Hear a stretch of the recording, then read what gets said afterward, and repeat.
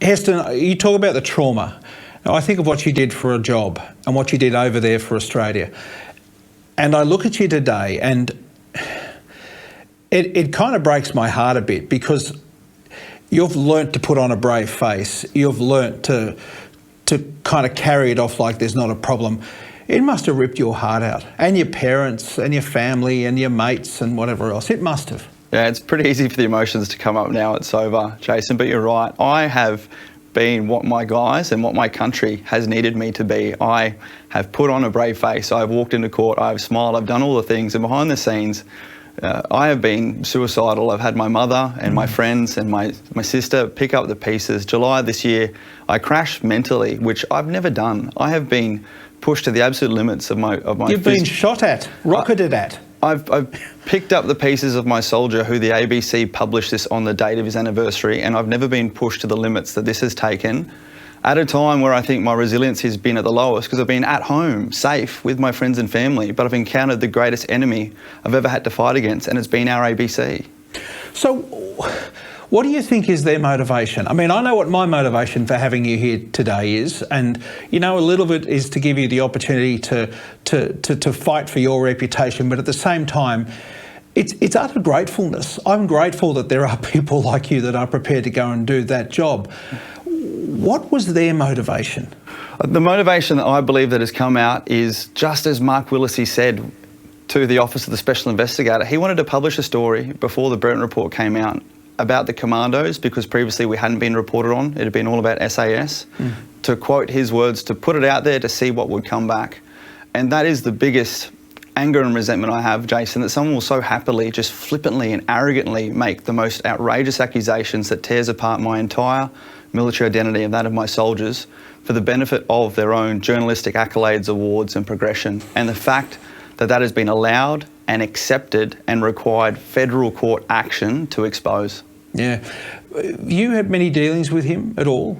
Look, the first year of this... This is Willesee we're talking about, the ABC journalist, sorry. The first year since he published his article, I went about contacting the ABC directly, and I even went to his book launch in West End in Brisbane, and I confronted him face to face with others to make sure that he couldn't say that I did anything, and I just asked him why he published this, and I talked him through how impossible his accusations were, because again, I'd come straight out of the military. I didn't know the whole complaints process. I take my issues directly to people, and instead that is when attack after attack started to come from the ABC, and that's when I learned the editorial complaints process, the petitions process, and finally the federal court process.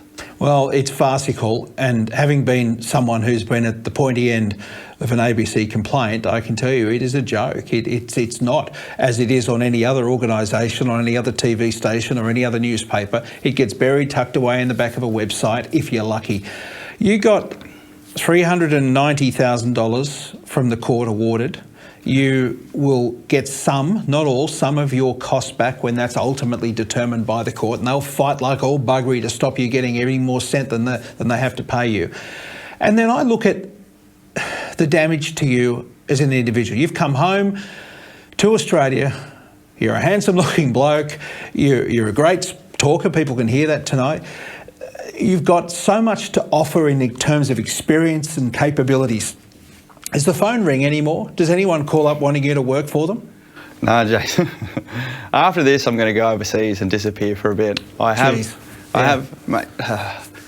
My grandfather fought on the Hook and Korea in Vietnam, and 5 generations of my family fought for this country going back to World War I. And that's the part where I need to go and heal. I just feel rejected by the institutions and organisations. I even feel a bit of shame and regret for the fact that this is going to cost the taxpayer nearly $3 million, when my first letter to the ABC on behalf of my platoon was just asking for them to take their articles down and apologise. And there's a lot for me to still process of how hard I've had to fight and how much this has had to take out. And just like Justice Lee said yesterday, I'm not a wilting violet. You know, I've stood up and fought because that is what I'm good at doing, but I'm so tired of fighting. And I think that I've earned a break, and now hopefully we'll get one.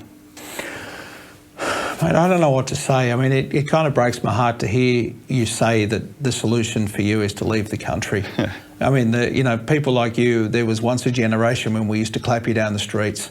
And I know you're a different battle entirely to what happened with Ben Roberts-Smith and others, but, it's just that it happened, and it happened with such vehemency and almost celebration that makes me a bit sick. Before you go, I want to question, if you had the chance now, if I were Mark Willacy, what would you say? To be honest, Jason, I'm just not really ready for that question. It's kind of like confronting your abuser. I don't know how he looks himself in the mirror in the morning. I don't know how he goes out in public. I don't know how he is so happy to espouse the freedoms that he's entitled to without even being able to show responsible reporting in the public interest. I think history and the rest of the world and the rest of Australia will judge him harsher than I ever can.